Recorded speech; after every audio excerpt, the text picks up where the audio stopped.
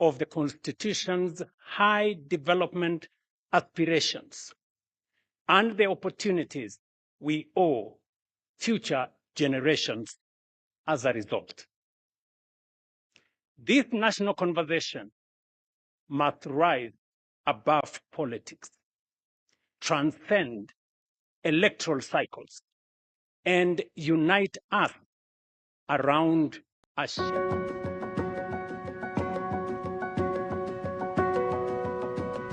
2030 shaped our national development priorities, informed public policy, catalyzed investments, and most importantly, inspired the promulgation of our new constitution. As Vision 2030 approaches its horizon, our responsibility is not simply to replace it with another government document or plan. Our responsibility is far greater under the 2010 Constitution. That is, to craft a new national development charter that gives effect to the development imperatives enshrined in the Constitution and to decide together what kind of Kenya we want to build over the next generation and beyond. That conversation belongs to each one of us and to all of us. But before we decide where we should go next, we must first reflect honestly on the journey we have traveled. Since our independence more than 6 decades ago, the world has witnessed 3 great waves of industrialization and economic transformation, and Kenya has stood at the threshold of each one of them. Each wave lifted hundreds of millions of people out of poverty, transformed low-income economies into high-income nations, and created new prosperity.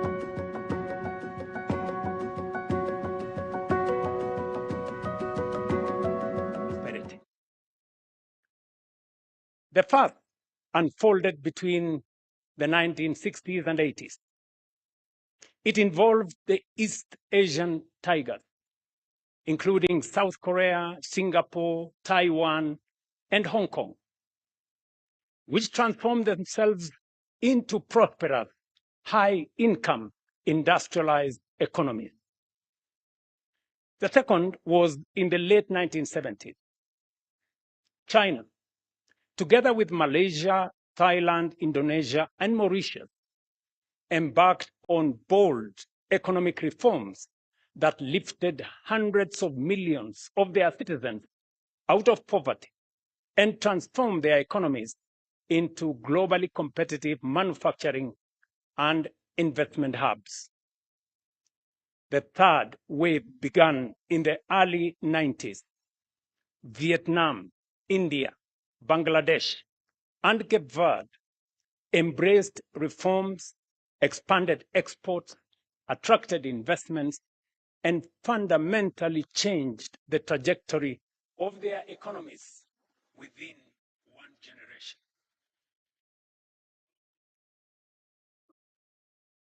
All these major developments, but we did not take full advantage of them. In 1965, for example, Kenya and South Korea each had a GDP per capita of approximately $110. Today, South Korea exceeds $36,000 compared to ours of $2,400, a multiple of 15. In 1980, when China began its economic reforms, its GDP per capita stood at approximately $200. Kenya's was then $450. China overtook us and today has a GDP per capita exceeding 14,000 US dollars, a multiple of 6 compared to ours. When Vietnam embarked on economic reforms in the early 90s, Vietnam's income per person was roughly half ours. Today, Vietnam's GDP per capita stands at approximately 5,000 US dollars, more than double ours. Bangladesh has followed a similar remarkable path. Even more sobering is the fact that we are now being challenged by countries much closer to home. Ghana's GDP per capita is about 3,200 US dollars, roughly 30% higher than ours. While Zimbabwe, after enduring decades of profound economic hardship, has recovered to a GDP per capita of about 3,000 US dollars, now slightly exceeding ours. The question we must ask ourselves candidly and honestly is why other nations have fulfilled so much of their potential while we have repeatedly fallen short. More importantly, what must we now do differently to ensure that the next chapter of Kenya's development story is fundamentally different from the last? Fellow citizens, there is, however, some good news. We can, we must, and we shall together get it right this time round. History rarely announces the arrival of defining moments. Yet there are occasions when the forces shaping the world create opportunities that come perhaps once in a generation. I believe we are on the threshold of one such historic moment. I believe so for 4 compelling reasons. First, 4 years ago, our priority as a nation was not to imagine Kenya's next chapter. It was to survive global economic turbulence, restore stability, rebuild confidence, and place our economy back on a firm foundation. Together, we achieved that.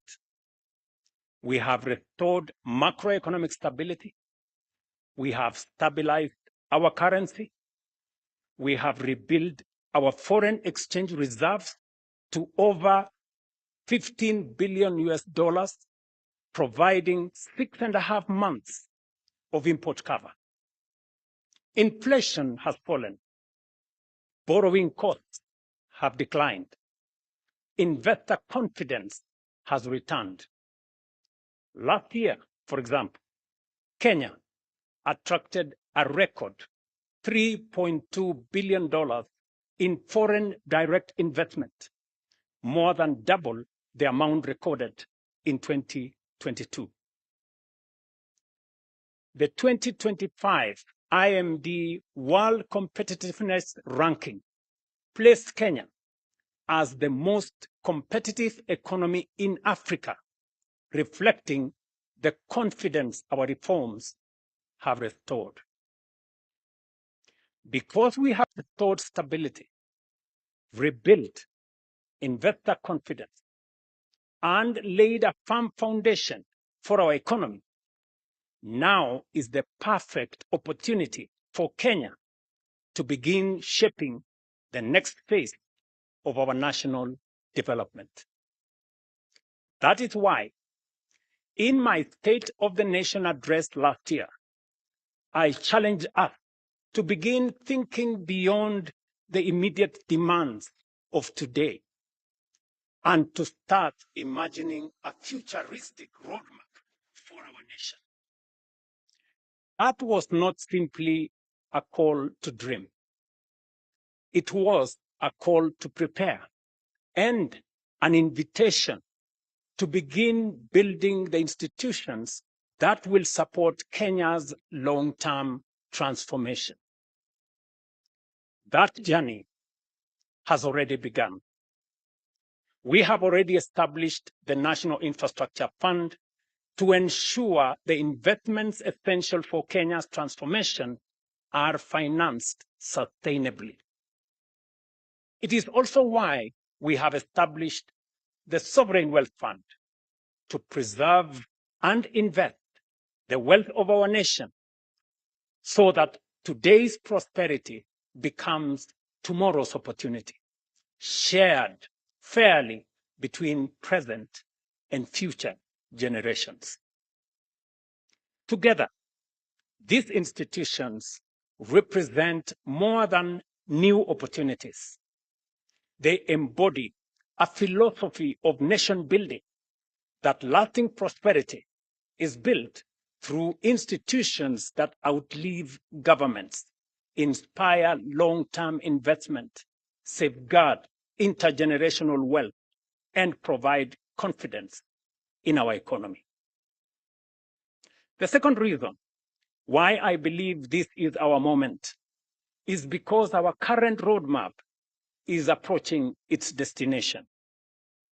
Vision 2030 has brought us this far, but it is approaching its horizon. It has served Kenya well. It transformed the way we think about national development, provided a common direction, inspired investment, guided policy in the public space, and demonstrated the power of long-term planning. But honesty also requires us to acknowledge that some of its ambitions remain unattained. In several respects, we are still falling short of even the very standards we set out for ourselves. Vision 2030 set a target of Kenya becoming an upper middle income country by 2030. So far, we are off target. This is not a criticism of Vision 2030, nor is it a reason for disappointment. Rather, it is an opportunity to proudly learn from our successes, reflect with honesty on where we have fallen short, and define together Kenya's next long-term vision. The third reason why this is our moment is that the next great wave of economic transformation will, I believe, be African. The world is entering what may become the greatest wave of global economic transformation in the past 6 decades. And for the first time in modern history, its center of gravity is steadily shifting towards Africa. Our continent is the home to the world's youngest and fastest growing population, vast reserves of strategic minerals, immense renewable energy potential, abundant arable land, and rapidly expanding consumer markets. 9 of the world's fastest growing economies are in Africa. And by 2050, 1 in every 4 people on Earth will be African. Increasingly, global investors, manufacturers, innovators, and policymakers are looking to Africa not merely as a continent of future promise, but as the next frontier of global growth and prosperity. While we may not take full advantage of the previous three great waves of global transformation, we have a historic moment and a once-in-a-lifetime opportunity, not just to be part of, but to lead the next transformation. We have positioned Kenya as one of the nations that will define Africa's economic rise. Fourth, and perhaps most profoundly, this conversation is potent because the time has come to fulfill not only the political and governance promise of our Constitution, but also its equally compelling promise of development, national transformation, and shared prosperity. Fellow citizens, the Constitution envisages both a democratic and a wealthy and prosperous nation. Democracy allows us to organize power, protect liberties, and govern ourselves. Through our democratic institutions, our laws and policy reforms, we have steadily transformed that constitutional principle into a proudly democratic national culture. The next chapter of our national transformation journey is to operationalize the Constitution's development charter. The Constitution establishes our national development mandate. It requires us to build a wealthy, economically developed, and prosperous nation, and defines what government must ultimately achieve. A nation that is just, inclusive, and sustainable. A nation where every Kenyan, regardless of circumstance or place of birth, has a genuine opportunity to thrive. Taken together, the provisions of our Constitution reveal something profound.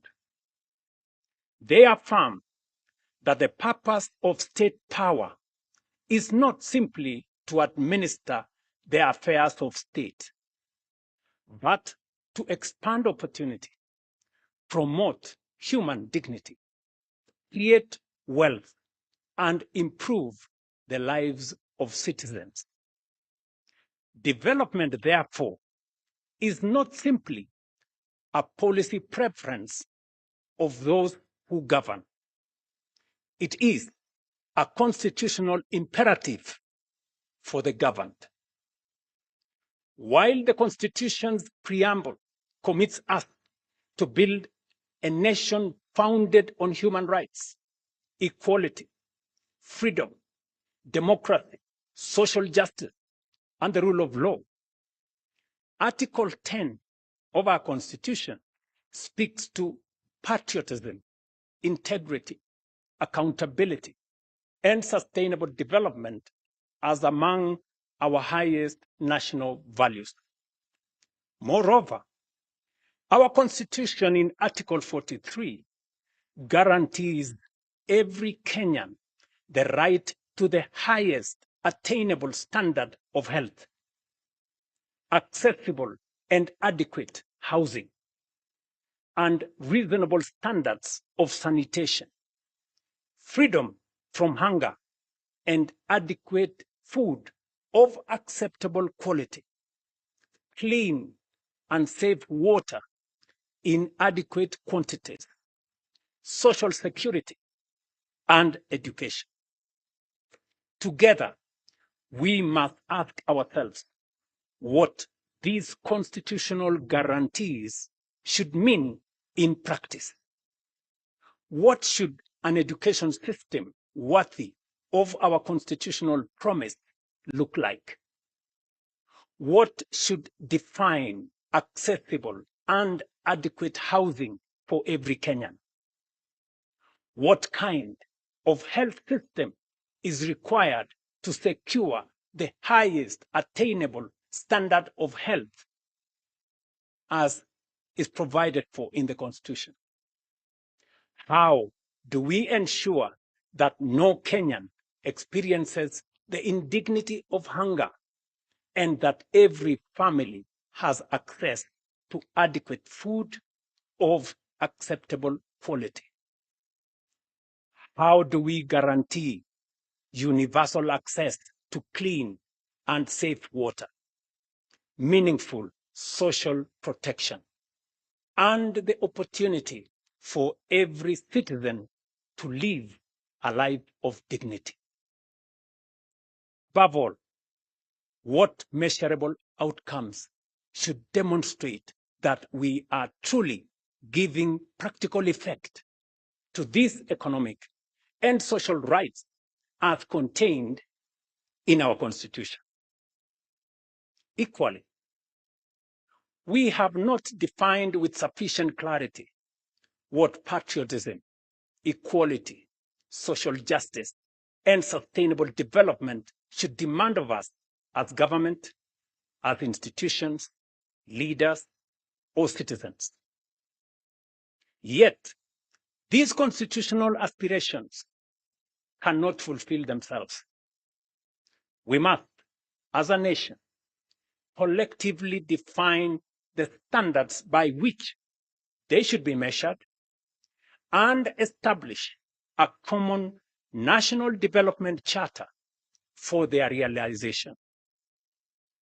Until we do so, our development and progress will remain subject to the ebb and flow of political expediency, changing priorities, competing interpretations, and fluid guesswork. A national development charter for the attainment of these noble constitutional imperatives cannot be designed by politicians alone, nor by any single institution, profession, or interest group. It must be shaped by the people of Kenya themselves through an open, inclusive, and honest national conversation. For the Constitution belongs to the people, and so too must the vision that gives it practical expression. They demand the wisdom of our farmers and workers, the ingenuity of our entrepreneurs and innovators, the experience of our professionals and scholars, the moral leadership of our faith communities, the energy of our young people, and the participation of every patriotic citizen who believes in Kenya's future. Such a development charter will succeed when anchored on strong institutions, institutions that enable rather than obstruct, that solve problems rather than multiply, that encourage enterprise rather than frustrate, and that make it easier for people to work, invest, innovate, build, and create wealth. Great nations, fellow citizens, are never built by chance. They are built by design, by discipline, and by deliberate, focused national purpose. Ours should be no exception. National development must never be left to chance or short-term politics. It must be guided by a shared national vision that endures beyond administrations and election cycles. A combination of the robust democratic society we have built and a well-crafted national development charter anchored on the economic and social rights enshrined in the Constitution is the potent ingredient necessary for the quantum leap that will make up for past missed opportunities and take us into the path world nation that we rightfully should be. Fellow citizens, Article 3 of our Constitution places a solemn obligation upon every Kenyan to respect, uphold, and defend the Constitution. Every Kenyan. That duty extends beyond merely safeguarding its provisions. It obligates each one of us to build a broad national consensus on the destiny of our republic. The future of Kenya is too important to be left to politicians alone. It must be imagined, shaped, and built by each one and all of us. Patriotism, therefore, is not only measured by what we say about our country. It is also measured by what we contribute to it, what we build for it, and what we protect within it. Once we, as a people, define the national framework for realizing the aspirations in our Constitution, we will have settled the question of our destiny. Thereafter, the true contest of democracy should be about who has the best ideas, the soundest policies, and the best capability to take us there faster, more efficiently, and more inclusively. That is the political competition our nation deserves. This, ladies and gentlemen, is not a theoretical discourse. The decisions we make today will determine whether our Constitution becomes the greatest instrument of our national transformation in our history, or the greatest opportunity we missed. The defining task of our generation, therefore, is to forge a shared national development charter that translates constitutional aspirations into deliberate action, measurable progress, and lasting national transformation. This is how constitutional ideals become possibilities. This is how rights become opportunities. This is how aspirations become achievement.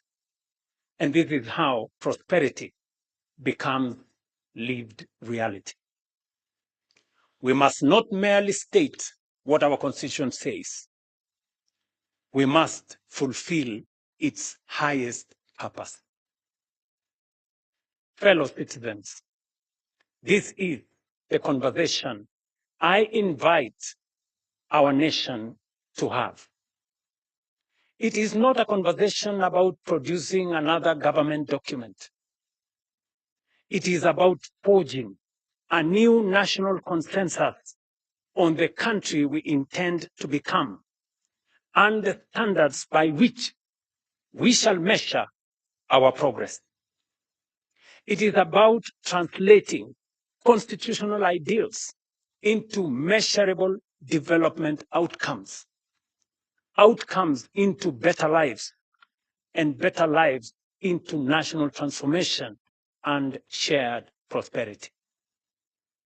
If the defining achievement of those who came before us was to give Kenya a constitution worthy of our aspirations, then the defining responsibility of our generation is to build a nation worthy of that constitution.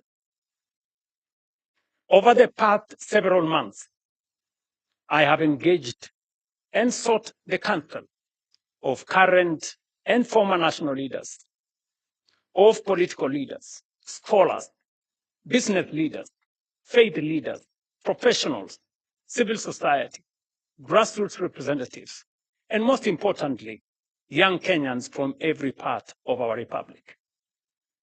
Those interactions reinforced one conviction above all: a vision worthy of guiding Kenya for the next generation cannot be written by government.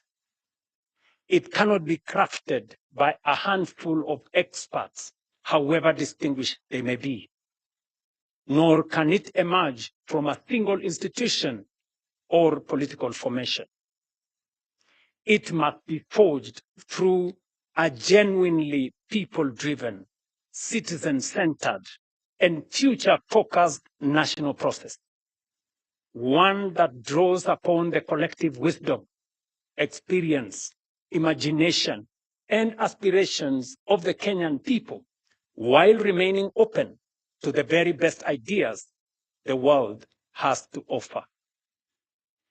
It was in that spirit that I invited Professor Hiroyuki Hino, Professor Anyang' Nyong'o, and their distinguished colleagues to begin examining Kenya's future beyond the Vision 2030.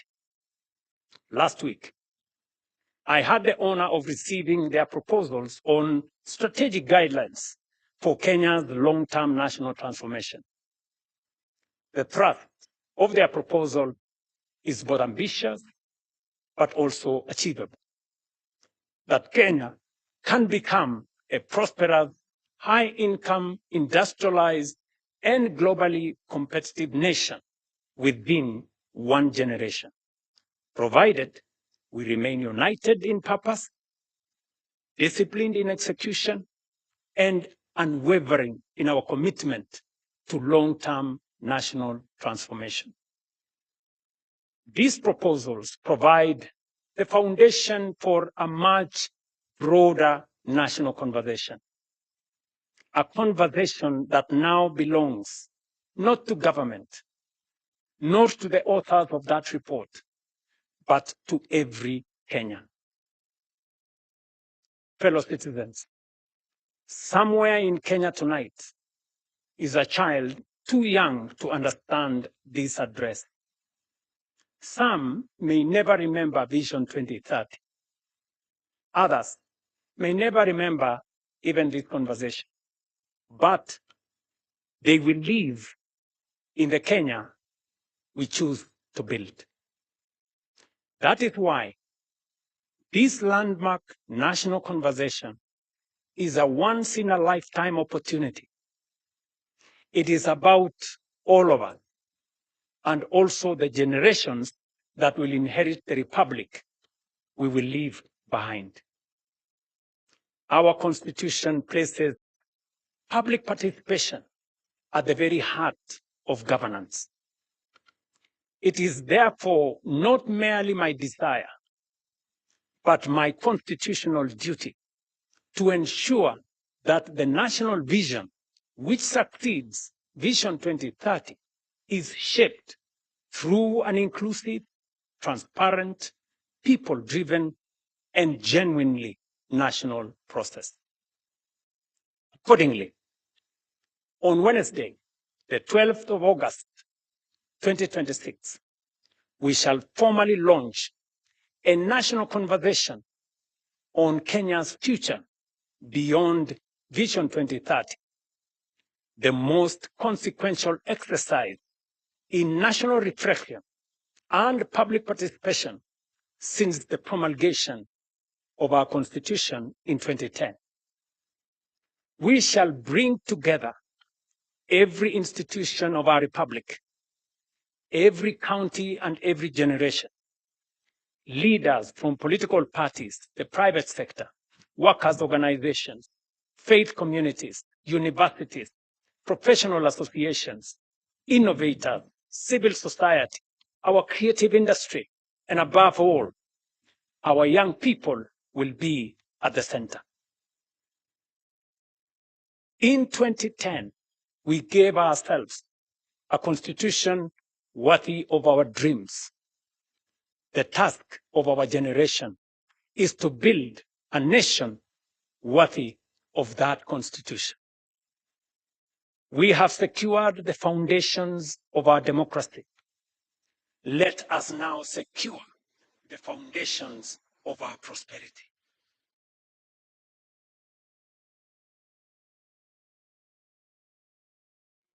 fulfill not only the letter of the Constitution, but its highest purpose. Let us rise together, right? That next chapter of our republic. God bless you all. God bless Kenya. And I thank you.